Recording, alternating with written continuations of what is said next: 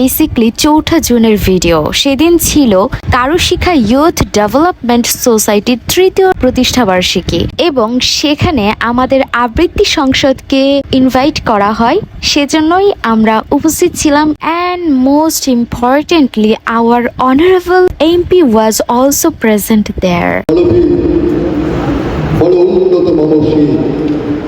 শির নেহারি আমরি নত শির ওই শিখর হিমাদ্রি বলবীর বল মহাবিশ্বের মহাকাশ ভারী চন্দ্র সূর্য গ্রহ তারা ছাড়ি পুলক চলক গোলক ভেদিয়া খুদার আসন আরো ছেড়ে দিয়া উঠিয়াছে চির বিস্ময় আমি বিশ্ববিধাত্রী।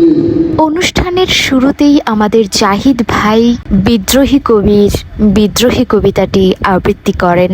তারপরে এখানে দেখা যাচ্ছে এই মানুষগুলোকে সম্মাননা দেওয়া হচ্ছে এবং এখানে আমাদের আবৃত্তি সংসদের সোনিয়া আপু আছেন, যাদেরকে সম্মাননা করা হলো। তাদের মধ্যে আমাদের সোনিয়া আপু যেমন একজন উদ্যোক্তা এবং রঙিন সুতা সংস্থার কর্ণধার।